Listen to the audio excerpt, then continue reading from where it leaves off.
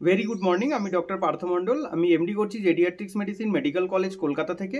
আজকে আমি যে টপিকটা আলোচনা করব সেটা হচ্ছে গিয়ে কি করে আপনারা ব্লাড প্রেশার কন্ট্রোল করবেন। এবং এই ব্লাড প্রেশার কন্ট্রোল জিনিসটা খুবই ডিফিকাল্টিস। তবে হচ্ছে গিয়ে যদি আপনারা বাড়িতে এই আমি যে কথাগুলো আজকে বলবো সেগুলো পালন করেন বা মেনটেন করার চেষ্টা করেন, তাহলে আপনাদের ব্লাড প্রেশার হয়তো বাড়বে না, কন্ট্রোলে থাকবে। এবং হচ্ছে গিয়ে যে সমস্ত আমাদের ব্লাড প্রেশারের অনেক রকম ক্লাসিফিকেশন আছে, সেই সমস্ত ক্লাসিফিকেশন অনুযায়ী আমি একটা একটা করে আলোচনা করব। ফার্স্ট হচ্ছে গিয়ে আমাদের কি কিভাবে ব্লাড প্রেশারটাকে কন্ট্রোল করতে হবে, সেটা হচ্ছে ডায়েটারি একটা কন্ট্রোল করতে হবে, মানে ডায়েট, পুরোটাই ডায়েট। এবং তার সাথে হচ্ছে গিয়ে রেগুলার বেসিস এক্সারসাইজ করতে হবে এবং স্ট্রেস কতটা কম করা যায় সেটা আমাদের ঠিক করতে হবে, যেটা যে কোনো উপায়ে আপনি করতে পারেন। আমাদের হচ্ছে গিয়ে কি করে হচ্ছে এক্সারসাইজ, নানান রকম এক্সারসাইজ নিয়ে আলোচনা করব, ডায়েটারি ইনটেক নিয়ে আলোচনা করব। তো এক এক করে আমি আমার আলোচনা শুরু করি। ফার্স্ট হচ্ছে গিয়ে আমার ডায়েটারি পার্টটাই, কারণ হচ্ছে গিয়ে ব্লাড প্রেশার কমানোর বা ব্লাড প্রেশার বাড়ানোর একটা হচ্ছে গিয়ে মেন এখন ফ্যাক্টর, সেটা হচ্ছে গিয়ে ডায়েট। এখন হচ্ছে গিয়ে আমাদের এখনের সোসাইটি বা সমাজে যে সমস্ত ডায়েটের হ্যাবিট বা ফুড হ্যাবিট আমরা করে ফেলেছি, এইগুলোকে কন্ট্রোল করা খুবই মানে কষ্টকর ব্যাপার। কিন্তু আমরা যদি চেষ্টা করি তাহলে হচ্ছে কি আমরা নিশ্চয়ই পারবো, এবং হচ্ছে কি আমরা আমাদের ব্লাড প্রেশারও কিন্তু তাহলে হচ্ছে কমবে। এখন হচ্ছে গিয়ে কি করে হচ্ছে গিয়ে আমরা ডায়েটারি মানে ম্যানেজমেন্ট বা ডায়েট মানে হচ্ছে খাবার দাবার কিভাবে আমরা কম করব। তার মধ্যে ফার্স্ট হচ্ছে গিয়ে এক হচ্ছে সল্ট ইনটেক, মানে হচ্ছে গিয়ে নুন বা লবণ কি করে হচ্ছে গিয়ে কম করবেন, সেটা সেই উপায়টা বলবো। যদি হচ্ছে গিয়ে কোনো ব্যক্তি মোটামুটিভাবে সল্ট রেগুলার বেসিসে, লবণ বা নুন রেগুলার বেসিসে সব খাবারের সাথেই খান, তাদের ক্ষেত্রে বলবো যে আপনারা যে ভাতের সাথে বা অন্য কোনো সবজির সাথে যেভাবে নুনটা বা লবণটা খান সেটা কিন্তু কম করে দিন, এবং রান্নাতে দিয়ে দেবেন যতটা পরিমাণে আপনাদের দরকার। কিন্তু এটা নয় যে রান্নাতে আমি প্রচুর পরিমাণে দিলাম, যার ফলে হচ্ছে কি আমার আর নতুন করে মানে বক্তব্য হচ্ছে কাঁচা নুন আর খেতে হবে না, সেটা কিন্তু নয়। আবার অনেকের ধারণা আছে যে নুন ভেজে খেলে হয়তো আমাদের নুনের পরিমাণ বা হচ্ছে প্রেশারের যে সমস্যাটা নুন থেকে হয় বা লবণ থেকে হয় সেই সমস্যাটা কিন্তু হবে না। এই সল্ট ইনটেক, সল্ট ভাজার পরেও সল্ট অনলি হচ্ছে গিয়ে তার ভিতরে যে আয়োডিনটা থাকে সেই আয়োডিনটা নষ্ট হয়ে যায়। ভাজার পরে কিন্তু সল্টের মানে সোডিয়াম আমাদের যেটা ব্লাড প্রেশার বাড়ায় সেটা কিন্তু কোনো রকম কমে না। তাহলে হচ্ছে আমার মেন কথা হচ্ছে বা নুন, যে কোনো টাইপের নুন, সেটা কালো নুন, সাদা নুন, হোয়াট এভার, এবং হচ্ছে গিয়ে সেটা ভাজা নুন, কাঁচা নুন, যাই হোক না কেন, আপনাদের কিন্তু নুনের পরিমাণটা কম করতে হবে। আপনি যে নুনই খান না কেন আপনার বডিতে কিন্তু সোডিয়াম মানে ইনটেকটা অনেকটা বেড়ে যায়। এই সোডিয়াম বাড়া মানে হচ্ছে গিয়ে আমাদের হচ্ছে গিয়ে বিপি কিন্তু বাড়তে শুরু করবে এবং বিপি বাড়বে। এটা নিয়ে কোনো মানে আমাদের অন্য কোনো মতামত নেই। এটা 100% ট্রুথ যে হচ্ছে সোডিয়াম যদি আমরা কন্ট্রোল করতে পারি ইনটেক, তাহলে কিন্তু আমাদের ব্লাড প্রেশার অনেকটা হচ্ছে গিয়ে কন্ট্রোলে থাকবে। এবার হচ্ছে গিয়ে আমাদের পটাশিয়াম ইনটেক বাড়িয়ে দিতে হয় খাবারের মধ্যে। এবার হচ্ছে গিয়ে আমি আজকে এই ব্লাড প্রেশার নিয়ে আলোচনা করছি যে কি করে কমাবেন। এটা শুধু যে সমস্ত পেশেন্টের ব্লাড প্রেশার, শুধু ব্লাড প্রেশার আছে এবং ওনাদের হচ্ছে কিডনি এখনো ঠিক আছে, কিডনিতে কোনো সমস্যা নেই, সেই সমস্ত পেশেন্টের ক্ষেত্রে, যেহেতু আমাদের সিকেডি পেশেন্ট বা ক্রনিক একটা কিডনি ডিজিজ যে পেশেন্টের থাকে, ওনাদের পটাশিয়ামটা আমরা রেস্ট্রিক্টেড করি, রেস্ট্রিকশন করে দিই। কিন্তু হচ্ছে গিয়ে যদি আমার অনলি হচ্ছে গিয়ে পেশেন্টের শুধুমাত্র ব্লাড প্রেশার আছে, সেই সমস্ত পেশেন্টের ক্ষেত্রে আমার পটাশিয়াম ইনটেকটা কিন্তু আমাদের বাড়ানো দরকার। এবং এই পটাশিয়াম ইনটেক আমরা বাড়াবো কি করে? পটাশিয়াম ইনটেক বাড়াবো হচ্ছে গিয়ে আমরা কলা খাবো, ব্যানানা। সেটা হচ্ছে কি আমার জেডিয়াট্রিক পেশেন্ট, বয়স্ক পেশেন্ট রোজ যদি একটা বা দুটো কলা খেতে পারেন তাহলে সেটা কিন্তু স্বাস্থ্যের পক্ষে খুবই ভালো জিনিস। এবং তার সাথে হচ্ছে গিয়ে আমাদের এই যে শশা বা হচ্ছে টমেটো, এগুলোও কিন্তু আমাদের খেতে হবে। এবং হচ্ছে গিয়ে থার্ড হচ্ছে গিয়ে ফল। ফল হচ্ছে গিয়ে ফলের ভিতর প্রচুর পরিমাণে পটাশিয়াম থাকে, সেই জন্য যে কোনো ফ্রুট জুস আপনি খেতে পারেন, নারকেলের জল আপনি খেতে পারেন। এরপরে হচ্ছে গিয়ে আছে নানান রকম ভেজিটেবলস, মানে হচ্ছে গ্রিনস ভেজিটেবলস, সবুজ শাক সবজি, সেই শাক সবজির ভিতরেও কিন্তু আমাদের প্রচুর পরিমাণে পটাশিয়াম থাকে। এবং হচ্ছে গিয়ে আমাদের যে লিন প্রোটিন আমরা পাই কোথায় কোথায়? লিন প্রোটিন পাই সাধারণতভাবে ফিশ মানে মাছের মধ্যে, এবং হচ্ছে গিয়ে আমরা পাই হচ্ছে পোলট্রির মাংসের মধ্যে, এবং তার সাথে হচ্ছে নানান রকম বিনস। তাহলে হচ্ছে কি আমাদের মাংস আমাদের হচ্ছে গিয়ে মাছ এবং নানান রকম বিনস মানে হচ্ছে গিয়ে ডাল, ডাল জাতীয় মানে যে সমস্ত নানান রকম ডাল, সেই ডাল হচ্ছে গিয়ে ডালের ভিতরেও কিন্তু পটাশিয়াম থাকে। তাহলে হচ্ছে পটাশিয়ামটাকে কিন্তু আমাদের বাড়াতে হবে। যেরকম আমাদের সিকেডি পেশেন্টকে ঠিক এইগুলো খেতে বারণ করি, আর যাদের হাই ব্লাড প্রেশার তাদের ক্ষেত্রে কিন্তু এগুলো আমরা খেতে বলি, কারণ এইগুলো খেলে পটাশিয়ামের পরিমাণটা বডিতে বাড়বে। এবার হচ্ছে গিয়ে পটাশিয়াম পরিমাণ বাড়িয়ে আমাদের কি লাভ? পটাশিয়াম এর পরিমাণ বাড়িয়ে, পটাশিয়াম আর সোডিয়াম দুটো ভাই আর বোন, এদের দুজনের মধ্যে ব্যালেন্স আমাদের রাখতে হয় বডিতে, কারণ এই দুটো জিনিস আমাদের বডিতে খুব দরকার এবং তাদের ব্যালেন্সটাও দরকার। কোনো একটা কিছু ঘেটে গেলে, মানে কোনো একটা ডিসব্যালেন্স হয়ে গেলে, তাহলে কিন্তু অন্যটা আমাদের ভয়ানকভাবে ক্ষতি করে বা এফেক্ট করে। সেই জন্য সোডিয়ামটাকে কন্ট্রোল করার জন্য, সোডিয়ামের ব্যালেন্সের জন্যই কিন্তু আমাদের পটাশিয়ামের দরকার হয়। এবার হচ্ছে কি এই পটাশিয়ামের দরকার, পটাশিয়াম তো আমরা ওভারডোজ অফ পটাশিয়াম সাপ্লিমেন্ট নেব না, আমরা হচ্ছে কি নর্মাল ফুড মানে খাবার দাবারের মধ্যেই যা আছে সেটা দিয়েই কিন্তু আমরা পটাশিয়ামটাকে ম্যানেজ করব। এবার হচ্ছে কি আমাদের ডাস ডায়েট, মানে ডাস ডায়েট হচ্ছে ডায়েটারি হচ্ছে কি অ্যাপ্রোচ আমরা করি এটা টু স্টপ হচ্ছে হাইপারটেনশন। এই dietary approach to stop hypertension, এই যে গল্প আমি বা এই কথাবার্তাগুলো বলছি, এগুলোকেই শুধু আমরা মোটামুটি ভাবে আমরা ডাস ডায়েট কিন্তু বলতে পারি। এবার হচ্ছে গিয়ে আমাদের ক্ষেত্রে যে দেখা যাচ্ছে যে যে সমস্ত পেশেন্টের পটাশিয়াম লেভেল কম আছে, এবং তাদের ক্ষেত্রে কিন্তু আমাদের পটাশিয়াম লেভেলটা কিন্তু বাড়াতে হবে। এবং হচ্ছে গিয়ে যেগুলো বললাম, যে সমস্ত ফিশ বা পোলট্রি বা বিনস, এগুলো কিন্তু আপনারা খেতে পারেন। এইগুলোর সাথে কিন্তু আমার কোনো ব্লাড প্রেশার আরও ভালোই থাকবে, কন্ট্রোলেই থাকবে। এবং আমার আর একটা কথা, যে আমি খেতে বললাম পোলট্রির মুরগি, আমি খেতে বললাম মাছ, সেটা মানেই কি নয় যে প্রচুর পরিমাণে খেয়ে নিলাম। আমার ফার্স্ট যেটা আমি প্রথম অ্যাজ আ জেডিয়াট্রিশিয়ান হিসাবে বলছি, বয়স্ক মানুষের ডাক্তার হিসাবে বলছি, যে আমার পেশেন্ট সব কিছু খাবে কিন্তু লিমিট রেখে, মানে কোনো খাবারেই আমার বারণ নেই। তার মধ্যে থেকেও কিছু তার প্রেফারেন্স আছে এবং কিছু আমাদের প্রেফারেন্স আছে, আমরা কিছু খেতে বলছি, সেগুলো যাই বলছি না কেন সব কিন্তু লিমিট রেখে, আমার লিমিটের উপরে, মানে খুব অল্প অল্প খাবে। বেশি খেয়ে আমাদের শরীর খারাপ করে বা ওভারডোজ করে আমাদের কোনো কিছুই লাভ নেই। এবার হচ্ছে গিয়ে আমার যে সমস্ত পেশেন্টরা অ্যালকোহল খাচ্ছেন বা যারা বয়স্করা রেগুলার বেসিস তারা কোনো রকমভাবেই অ্যালকোহল ছাড়তে পারছে না, এবং সেই সমস্ত পেশেন্টের ক্ষেত্রে কিন্তু আমাদের লিমিট করতে হবে অ্যালকোহল।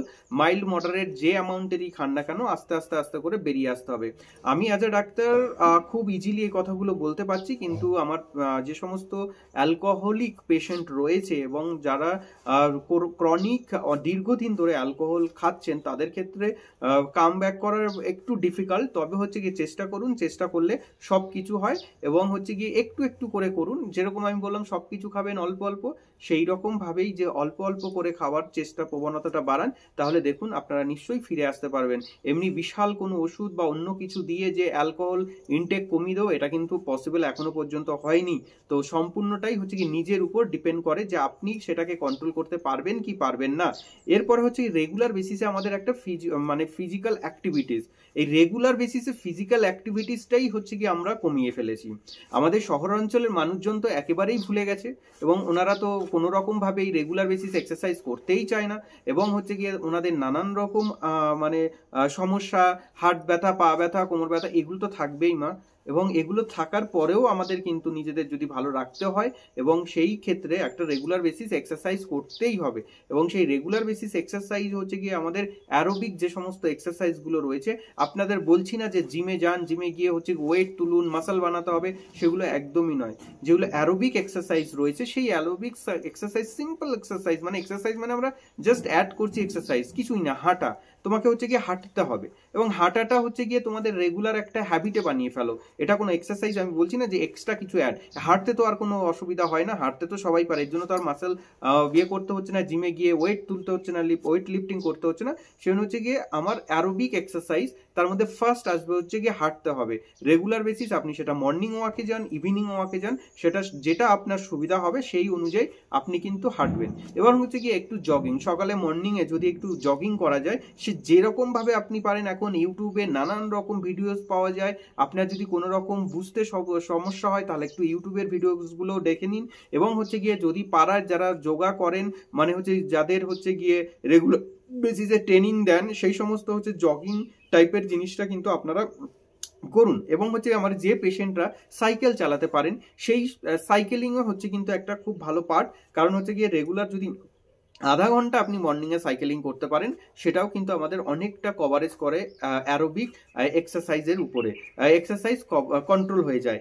এরপর হচ্ছে যে সমস্ত পেশেন্টরা সুইমিং করতে পারেন, সাঁতার কাটতে জানেন, তারা সাঁতার কাটুন, অসুবিধা কিছু নেই। কারণ হচ্ছে গিয়ে সাঁতার কাটে যদি হচ্ছে গিয়ে যাদের যদি সিওপিডি পেশেন্ট বা অ্যাজমার পেশেন্ট বা হচ্ছে গিয়ে যাদের বারবার রেসপিরেটরি ট্র্যাক ইনফেকশন হচ্ছে, শ্বাসের কষ্ট হচ্ছে, সেই সমস্ত পেশেন্ট বাদ দিয়ে মোটামুটি হচ্ছে গিয়ে যারা নর্মাল আদার্স মানে অন্য ধরনের কোমরবিটিস আছে, ওনারা কিন্তু রেগুলার বেসিসে সুইমিং করতেই পারে। সুইমিং করাতে আমার কোনো, যদি হার্টের বড় কোনো সমস্যা না থাকলে আমার কোনো সমস্যা নেই। সুইমিংও কিন্তু একটা বড় এক্সারসাইজ, অ্যারোবিক এক্সারসাইজ, যেটা কিন্তু ব্লাড প্রেশার কমাতে আমাদের খুব হেল্প করে।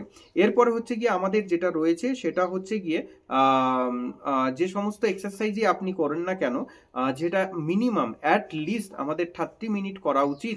এবং এই 30 মিনিটসটা হতে পারে সপ্তাহে 3 দিন, মিনিমাম 3 দিন করা উচিত। 4 দিন 5 দিন হলে তো আমার ভালোই, মানে ভালো হয়। অ্যাটলিস্ট 5 দিন করুন।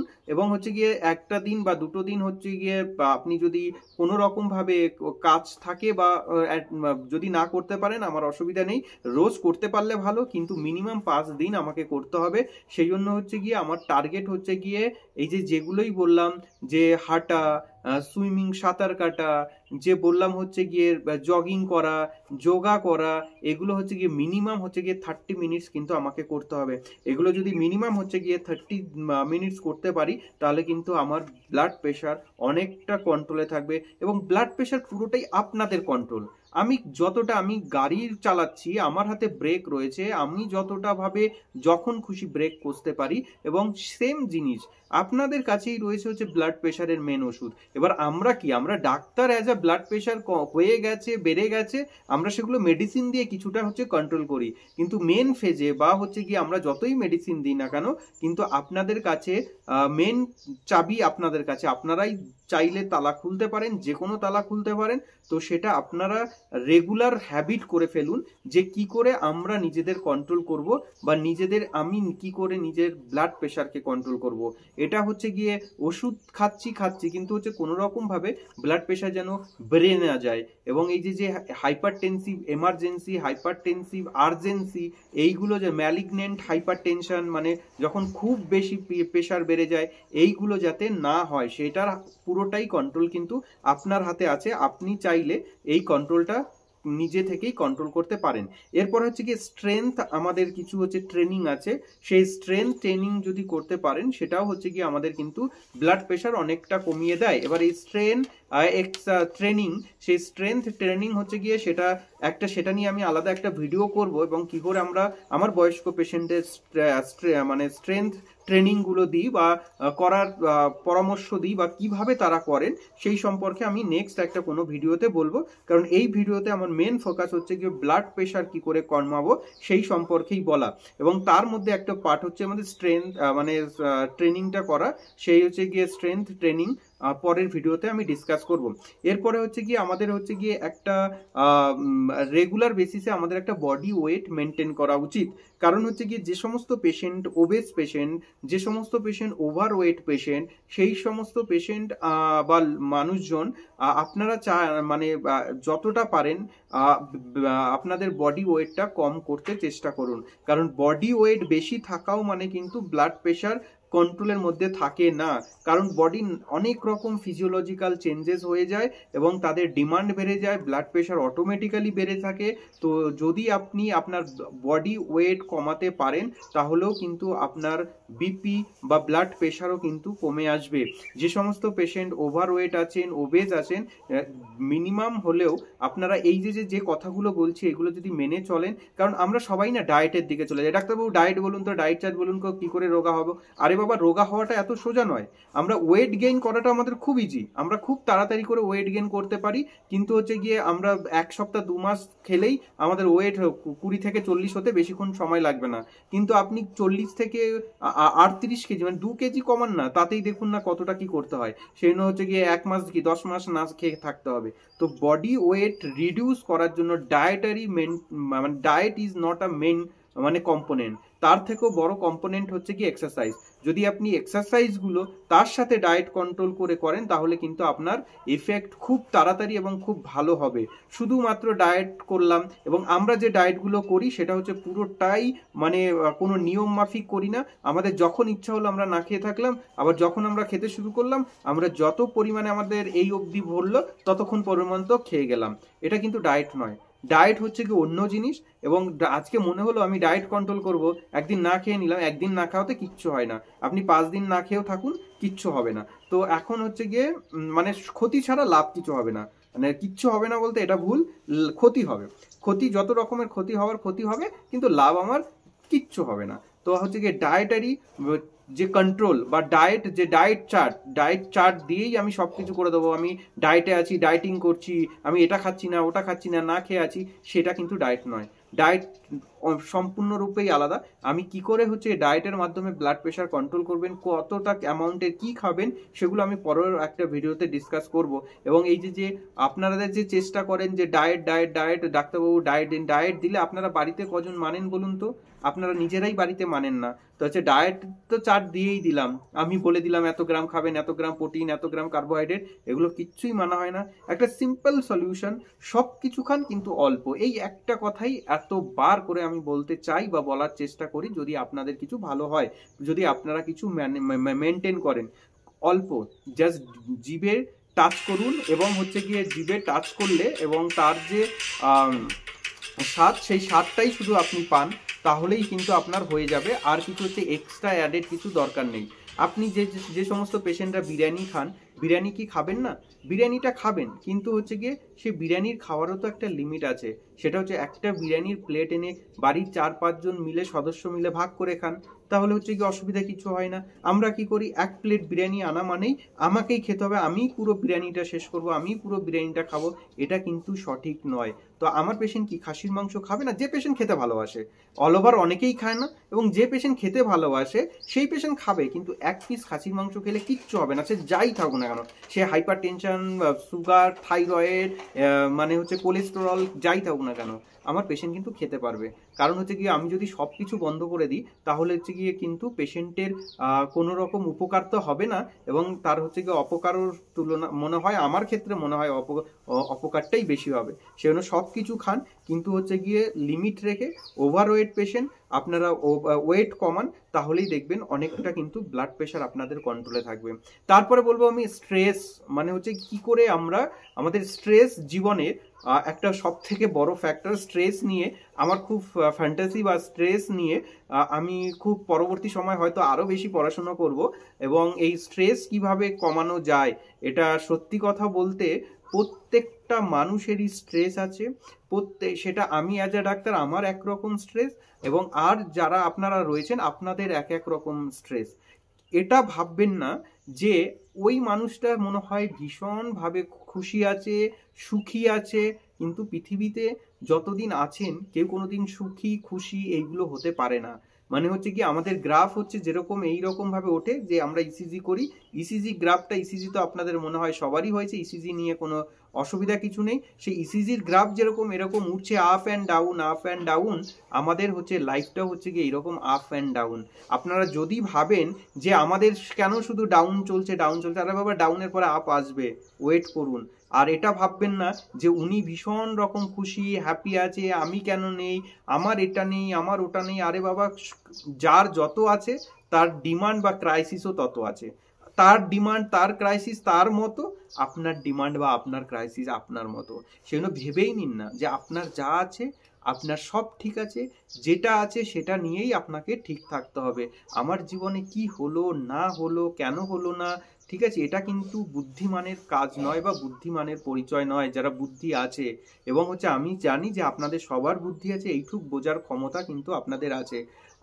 একটা মাত্র উদ্দেশ্য, যে রাতের বেলায় স্ট্রেস ফ্রি আপনি ঘুমাতে পাচ্ছেন কিনা, আমার যে রাতের যে ঘুম হয় সেই ঘুমটা ঠিকঠাক হচ্ছে কিনা, বিছানায় পড়ার পরে বালিশে যখন মাথাটা দেন তখন আপনার ঘুম ঠিকঠাক আসছে কিনা, এটাই রাখতে হবে টার্গেট, আর কিছু নয়। টাকা পয়সা, সুখ দুঃখ, এগুলো কোনোটাই সাথে যাবে না, কোনোটাই সঙ্গে থাকবে না। তবে হচ্ছে গিয়ে কি হবে, লাভ তো হবে না, ক্ষতিটা হবে, ব্লাড প্রেশারটা বাড়বে, ব্লাড প্রেশারের জন্য যে সমস্ত জিনিসপত্রগুলো আপনার বডিতে হতে শুরু করবে, চোখটা খারাপ হয়ে যাবে, কিডনিটা খারাপ হয়ে যাবে, লিভারটা খারাপ হয়ে যাবে, হার্টটা খারাপ হয়ে যাবে, তা সেটার ভোগান্তি কিন্তু আপনাকেই ভুগতে হবে। সেজন্য স্ট্রেস নিয়ে বিশাল কিছু বড়লোক হওয়া যায় না, টাকা পয়সা নিয়ে বিশাল কিছু বড়লোক হওয়া যায় না। স্ট্রেসটাকে কি করে ঝেড়ে ফেলে দেবেন সেই চেষ্টাটা করুন। যদি সেই চেষ্টাটা করতে পারেন তাহলেই কিন্তু আপনি হচ্ছে গিয়ে বুদ্ধিমান এবং আপনি কিছু অ্যাচিভ করতে পেরেছেন বা আপনি কিছু গেইন করতে পেরেছেন। টাকা পয়সা কিন্তু কোনো দিনই গেইনের জিনিস নয় বা ভালো রাখার জিনিস নয়। এবার হচ্ছে গিয়ে নিজেকে হচ্ছে গিয়ে কী করে রিল্যাক্স থাকবো, সেই রিল্যাক্সেশনটাও হচ্ছে গিয়ে প্র্যাকটিস করতে হবে আপনাকে। রিল্যাক্স থাকাটাও লাইফে খুব দরকার। স্ট্রেস স্ট্রেস স্ট্রেস, আমি অ্যাজ আ রেসিডেন্সিয়াল একজন ডক্টর, সেইটা আমাদের স্ট্রেসও, আমাদের কি স্ট্রেস নেই? আজকে নাইট ডিউটি, কালকে এটা 24 ঘন্টা 48 ঘন্টা এইভাবে ডিউটি করেই যাই। তবে হচ্ছে তার মধ্যে থেকেও নিজেকে স্ট্রেস ফিল করতে হবে, স্ট্রেস ফ্রি করতে হবে। কি করে নিজেকে স্ট্রেস ফ্রি করা যায়? এই যে আমি ভিডিও বানাচ্ছি, এটাও আমার একটা স্ট্রেস ফ্রি, মানে স্ট্রেস রিলিফ করার পার্ট, কারণ আমি এটাকে ভালোবাসি। আমি চাই আপনাদের জন্য কিছু করতে, আমি চাই মানুষের জন্য কিছু করতে। আপনারা যদি আমার থেকে দুটো চারটে কথা শুনে কিছু করতে পারেন, আপনাদের ভালো হয়, এটাই তো আমার জীবনের অ্যাচিভমেন্ট, এটাই তো আমার রিল্যাক্সেশনের পার্ট। তো এই জন্যই হচ্ছে কি আমার ভিডিও বানানো, নয়তো আমার এই টাইম দিয়ে ভিডিও বানাচ্ছি, আমার কি সময় যাচ্ছে না? আমার কি যে কথাগুলো বলছি সেগুলোর জন্য আমার টাইম যাচ্ছে না? অবভিয়াসলি যাচ্ছে। কিন্তু আমি চাই আপনাদের যদি কিছু ভালো হোক এবং আপনারা এগুলো যদি কিছু প্র্যাকটিক্যাল লাইফে অ্যাপ্লাই করতে পারেন, তার জন্যই আমার এই ভিডিওটা বানানো, আর কিছু নয়। কারণ এটা বানাতে আমি ভালোবাসি, আমি হচ্ছে মন থেকে বানাই যে আমি যদি কিছু আপনাদের জন্য করতে পারি। টাকা পয়সা দিয়ে হয়তো আমি হেল্প করতে পারবো না, সেই ক্ষমতা আমার নেই, কিন্তু হচ্ছে কি আমি যে কথাগুলো জানি সেই কথাগুলো আপনাদের কাছে পৌঁছে দিতে পারি, এটাই হচ্ছে আমার জীবনের সব থেকে বড় অ্যাচিভমেন্ট, যে আমি কিছু করতে পেরেছি বা আমি যে চেষ্টাটা করছি সেটা হচ্ছে গিয়ে আমার সাধারণ মানুষের বা কিছু মানুষের ক্ষেত্রে খুব ভালো হয়েছে বা উপকৃত, আপনারা কিছু উপকার পেয়েছেন। এবার হচ্ছে কি করে আমরা এই রিল্যাক্স হব। রিল্যাক্স হওয়া, জীবনের রিল্যাক্সেশনটা খুব দরকার, তবে এটা করাও খুব ডিফিকাল্ট। বাস্তব মানে আমি একেবারে কারেন্ট সিনারিও থেকে বলছি, কিন্তু তার মধ্যে থেকেও আপনাকে করতে হবে। একটা সময় টাইম বের করে নিতে হবে। কিভাবে করবেন? মাইন্ডটাকে মাইন্ডফুলনেস করতে হবে। মাইন্ডফুলনেস যে কোনো কিছু, সেটা খেতে খাওয়া দিয়ে, ফিজিক্যাল অ্যাক্টিভিটিস, সেটা গল্পের বই পড়ে, ঘুমিয়ে, যে কোনো কিছু একটা মাইন্ডফুলনেস ভাবটা কিন্তু আনতে হবে। তার সাথে হচ্ছে গিয়ে যদি মেডিটেশন করতে পারেন সেটা হলে তো খুবই ভালো হয়। তাহলে রেগুলার বেসিসে একটা মেডিটেশন করুন, এবং সেটা আধ ঘন্টা হোক, 30 মিনিটস হোক, 1 আওয়ার হোক, 2 ঘন্টা 3 ঘন্টা যাই হোক না কেন, আপনার রেগুলার একটা হ্যাবিট করে ফেলুন। দেখুন, কাজ সমস্যা সবার লাইফে আছে, তার মধ্যে থেকেও নিজের জন্য একটু টাইম বার করুন। কারণ নিজের জন্য যদি টাইম না বার করতে পারেন তাহলে হচ্ছে নিজেই বোকা, এটা ছাড়া আর কিছু নয়। কারণ হচ্ছে নিজের জন্য টাইম বার করাটা কিন্তু খুব দরকার। সংসারে সমস্যা ঝামেলা, মানে হচ্ছে গিয়ে ওয়াইফ, মা বাবা, ছেলে মেয়ে, পাড়া প্রতিবেশী, এগুলো তো লেগেই থাকবে, এগুলো তো আপনাকে ছাড়ছে না। কিন্তু তার মধ্যে থেকেও আপনাকে একটা টাইম বের করে, নির্দিষ্ট টাইম বের করে মেডিটেশন করুন।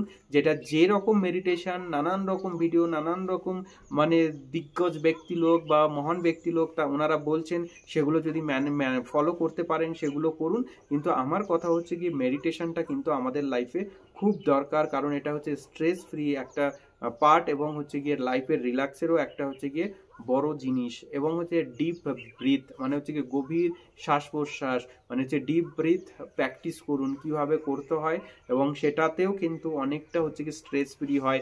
রেগুলার বেসিসে যোগা করুন বা ওগা করুন, সেই যোগাতেও কিন্তু অনেকটা স্ট্রেস রিলিফ হয় বা রিল্যাক্স ফেসটা কিন্তু থাকে। কারণ হচ্ছে গিয়ে করে দেখুনই না, ভালো লাগবে।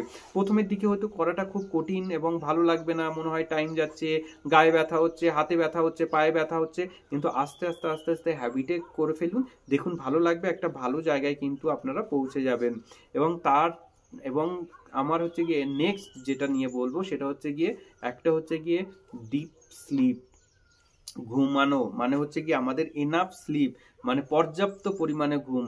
পর্যাপ্ত পরিমাণ ঘুম কিন্তু আমাদের লাইফে ভীষণ দরকার, এবং পর্যাপ্ত পরিমাণ ঘুম যদি আপনি মানে করতে পারেন, ঘুমাতে পারেন, তাহলে দেখবেন আপনার ব্লাড প্রেশার অনেকটা কমে যাবে, হার্টবিট, প্যালপিটেশন, বুক ধড়ফড় করা অনেকটা কমে যাবে। এবং দেখুন না, প্র্যাকটিক্যাল লাইফে যে সাধারণভাবেই যে মানুষের যে রাতে ঘুম না হয়, পরের দিন মর্নিংয়েই একটা ড্রাউজিনেস, ঘোরা ভাব, প্যালপিটেশন, বুক ধড়ফড় করা, একটা ইরিটেশন, এগুলো হয়েই থাকে। তাহলে এটা স্বাভাবিক জিনিস। তাহলে হচ্ছে ঘুম ফ্যাক্টরটা, মানে ডিপ স্লিপ বা হচ্ছে এনাফ স্লিপ, এনাফ ঘুম, যথেষ্ট পরিমাণে মানে এনাফ পরিমাণে ঘুম আমাদের কিন্তু খুব দরকার। মিনিমাম 7 to 9 আওয়ার্স, অ্যাটলিস্ট এই 7 to 9 আওয়ার্স কিন্তু আমাদের রেগুলার ঘুমানো দরকার। সে যে কোনো কাজই থাকুক, পরীক্ষা থাকুক, কোনো হচ্ছে গিয়ে প্রোগ্রাম থাকুক, কোনো মেয়ের বিয়ে থাকুক, ছেলের বিয়ে থাকুক, ওই কাজটা করতে হবে, অফিসের কাজ থাকুক, এগুলো কিচ্ছু এই সেই কাজ তো করতেই হবে।